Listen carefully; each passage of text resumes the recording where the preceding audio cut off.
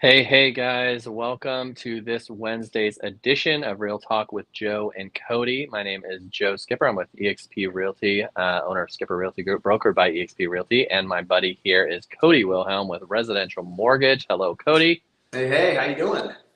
Good, man. Just getting ready for Christmas coming up. Santa Yeah. Claus in our house is still around and still bringing gifts, Okay. so we are Oh, ready for that on Monday. So yeah. excited to have that happening. How about you? So you guys have been good. Yeah, I think so. I think Santa's planning on showing up. Good. We'll see, but fingers crossed. We. Depends on if they're naughty or nice or what. Yeah. The Tooth Fairy showed up this week though, Oh, so that nice. was exciting. Yeah, Eli. He had this one of his molars. It's like you know how sometimes the tooth will just hang on no matter what. Yeah. He had one of those, and he finally lost it, and sometimes the tooth fairy has forgotten in our house, and we thought it would be kind of funny to just actually remember, but just give him we gave him 50 cents, and he came up the next morning and he's like, the tooth fairy didn't come, and I'm like, pretty sure she did, but go Yeah, double yeah. check. And then he goes down and he finds the 2 quarters, and he's like, I can't even get anything from the dollar store with this. He's like, no, the tooth fairy pretty much didn't come. She's Right? worthless. Like, Yeah. It's a tough economy, you know? tooth fairy's getting lazy, is what it sounds like. Exactly. Yeah, we've never had that issue at our house ever. The tooth fairy's No. always shown up consistently. Oh, good. We've had No, I'm just yeah, kidding. The tooth fairy is a flake over at our house. okay, good. Because I was Like, gonna say we've definitely had a few times where he's reminded us multiple times, like, yeah, hey, can you talk to the tooth fairy and see if she'll come tonight, please?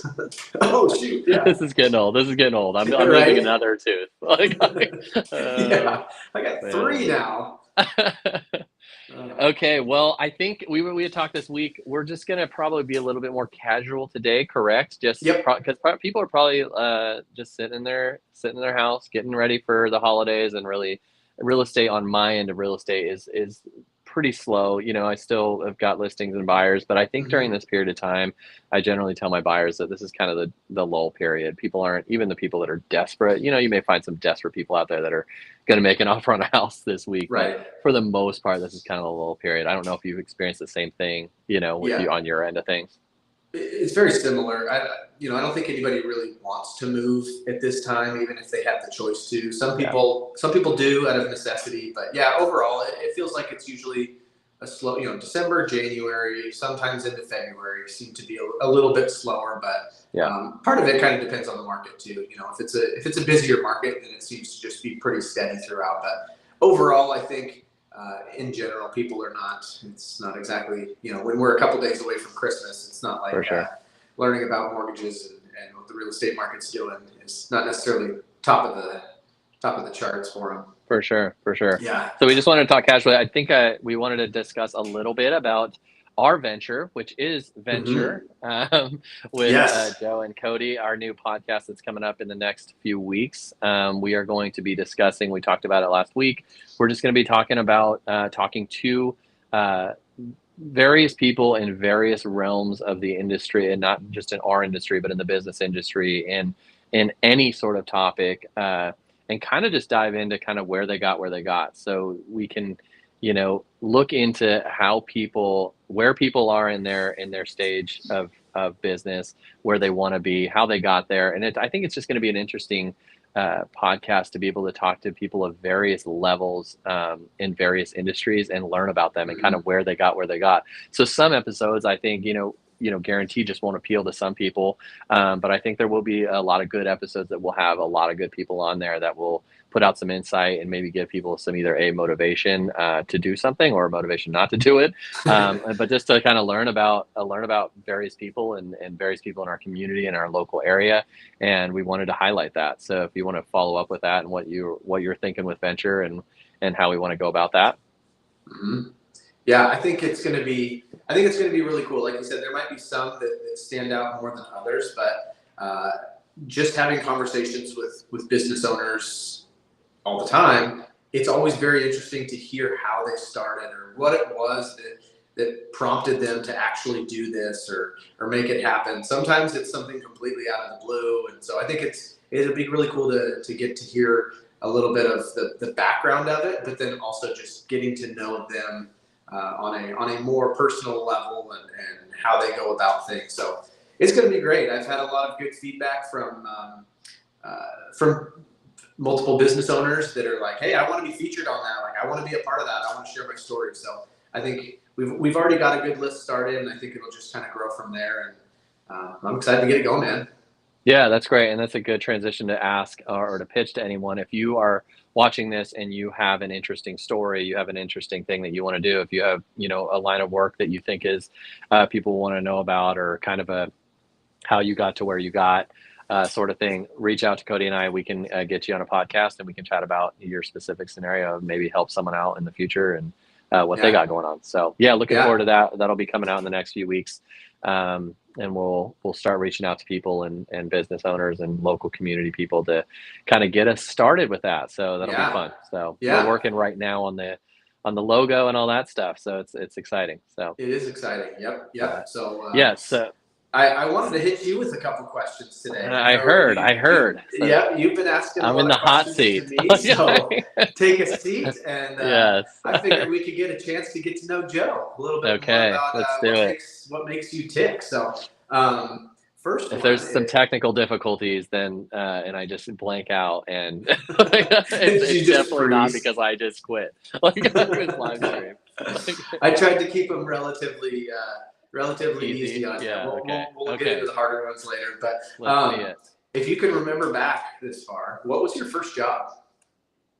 So my first, I guess my first job, like not real job, like career job, would be a lifeguard. I was a lifeguard, man, at the Carlton Pool. Carlton Pool, like that was the Carlton Pool. I do. I went pretty much at the first age that you could be a lifeguard. I got my certification and did it. And I came from a swimming background. Like I grew up swimming competitively.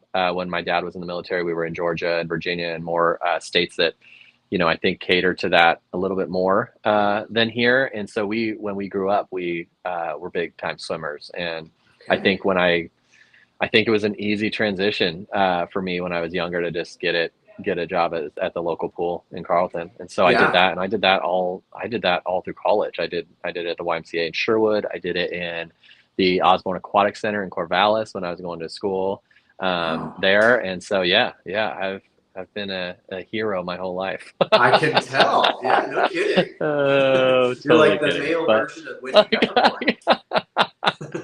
I am. Yeah, that's what I like to think. That was my role model when I was right. No, yeah. So lifeguarding was my thing. I had odds and end jobs through my whole, life, just doing random stuff, but consistently lifeguarding. Was that how old do you have to be a lifeguard? 16? I think you might have to be a little bit older, but I think 15. You might even be potentially a little younger. I don't know, but I think for me it was 15, 14, 15. So. Yeah, and in Carlton it probably could have been like, as long as you can swim. Yeah, Carlton had different rules. Yeah, so it was just whatever. Be there and be alive. No, Carlton was good. It was a good time. I don't know if you ever went to the Carlton Pool. Did you? I did. Yes. Okay. Yeah. So. Spent my summer Carlton there. was high end, Yam Hill. We didn't have a pool, so if we wanted to go swimming, it was Carlton or McMinnville. And it is unfortunately for you still the case that Carlton is better. Well, it's debatable. We don't need to get in an argument here, but right? Yeah. Okay, so a little more real estate specific. What's the most inspiring or interesting transaction you have ran into? Oh man, so. I think there's a lot of interesting ones, and I don't know if this is inspiring, but it was. I think so. Basically, what I did, I had some clients. This might be a little convoluted, but it was a good one because it made me feel like what I was doing was good. And I had a client that was looking in Carlton. Oddly, that we're talking about Carlton, they were looking in Carlton. And what I do for buyers that know an area or know a particular neighborhood is I write personal letters to that area and say, hey, I have buyers looking and want. In this area, and here's why they're looking. And it puts a personal spin on someone rather than just going and looking, but it also gets potentially sellers that weren't maybe looking to sell, but are like, okay, yeah, maybe I'll reach out. Sure enough, this wonderful lady, I'll keep her name out of it, but wonderful lady had 40 acres out in Carlton, called me based on that letter. Went up there, super sweet lady, but basically she was looking to sell her home on a reverse mortgage. She was getting low, on her mortgage, and that reverse mortgage was she was starting to have to pay for it. She didn't Mm. think she's outlasting basically what the reverse mortgage did. Mm-hmm. And she told me, she said, I've had agents come up here multiple times, and everyone says that they either A, say they're going to help her and never talk to her again, or B, just said this house is unsellable. Because it was an old house, it was a 1970s house, but she had a lot of emotion to it. Her husband had built it, who had passed away, and just a lot of emotion and ties to the home. And, in my mind, I was like, well, look, she was still considering selling and would Mm-hmm. prefer to sell it off market, because she just didn't want people running through her house and things like that.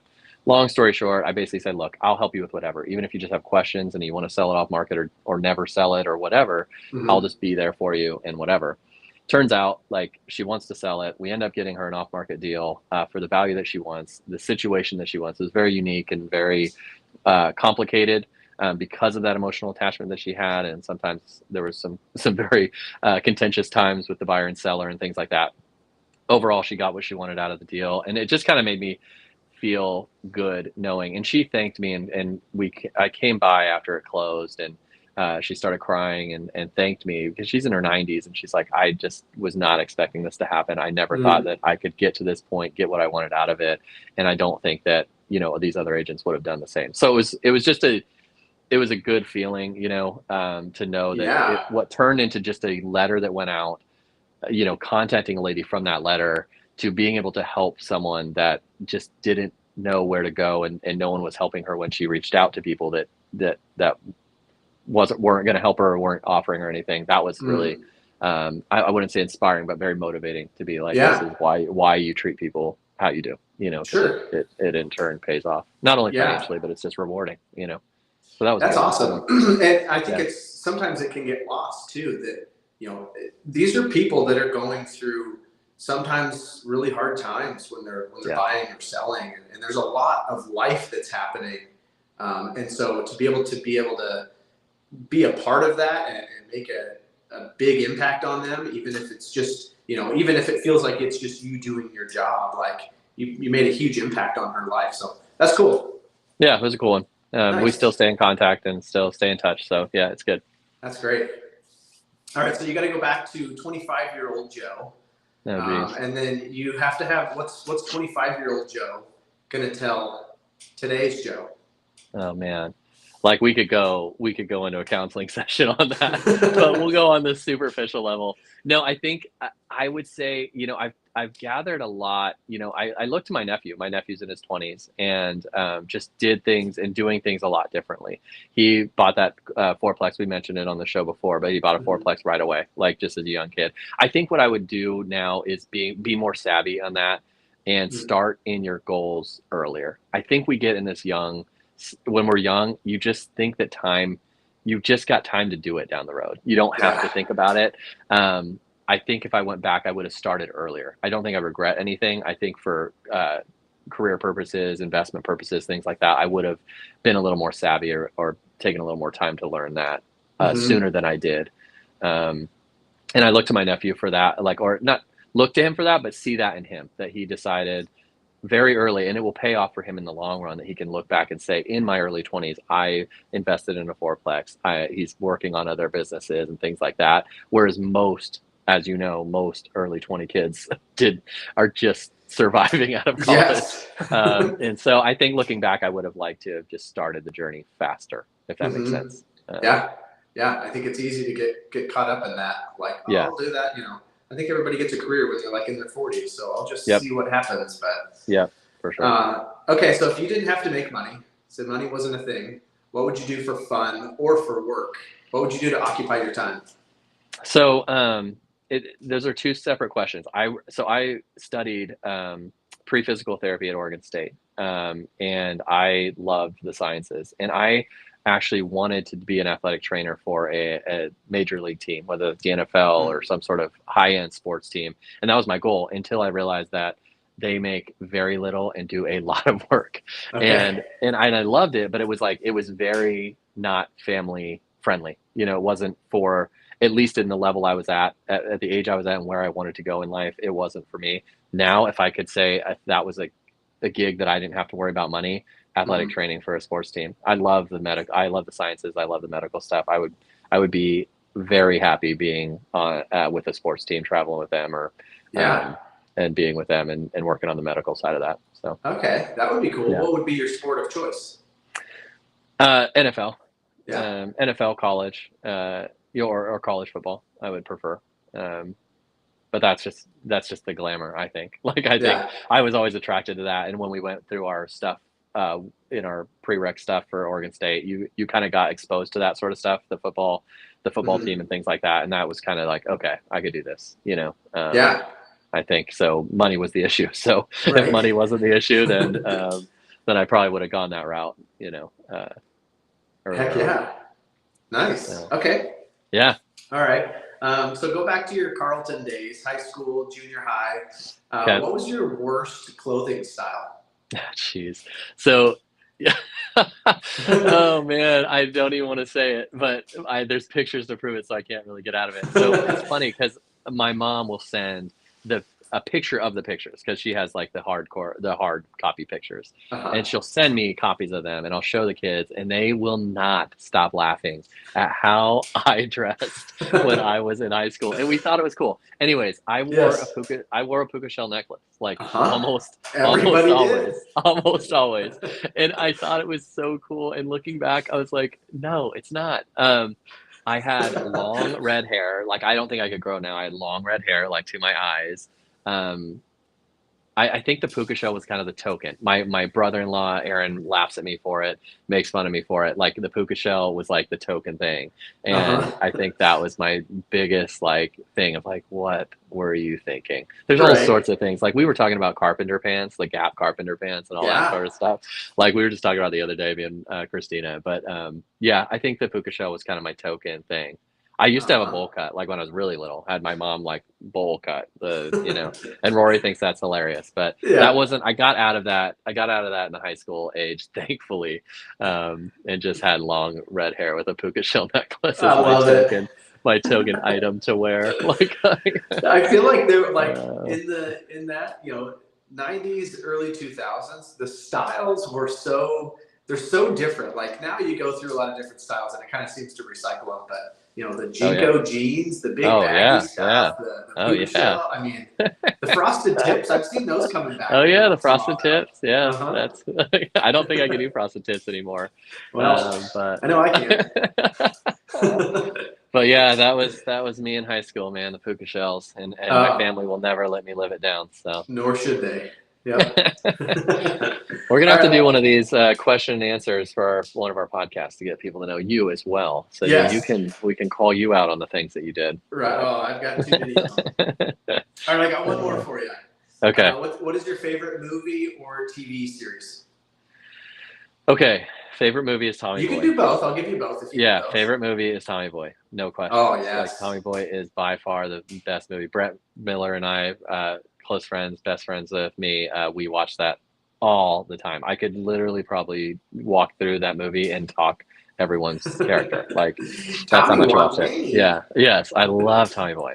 The Office is the next. Mm, Like I can watch The Office in the background I can sit down and watch it. I can watch it as it's just.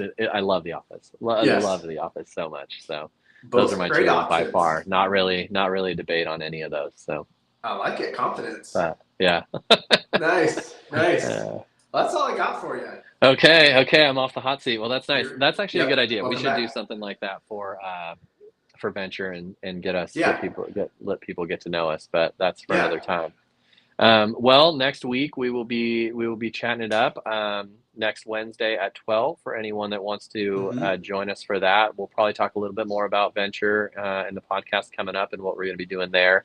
Kind of see how Christmas went and go from there. Do you have anything else? Let Yeah. me see if there's any questions while you're chatting. Okay. Yeah. No. For throwing in a little work thing, I can't remember if I was able to mention it or not last week, but we did see some really good interest rate improvement, and the outlook for next year is definitely looking a lot better than what we saw in 2023. So kind of Oh, exciting cool. news. It's always beginning Yeah. of the year is always kind of a exciting time because you're looking at all these things on how you want to improve in your personal life and work and everything. So it's kind of fun to have like what seems to be exciting news for the housing market, and 2024 looks like it could kind of start to bring things back up, since this last year, a lot of 22 and 23 have just been more difficult times for anybody looking to buy, and those of us that are in the industry. So kind of an exciting outlook in the future. For sure. Well, I'm looking forward to it. Well, I hope you guys have a great holiday, Cody, and we will see you Yeah, next you too. Wednesday. I'll talk to you next Wednesday if we don't talk to you before then. Okay, sounds great.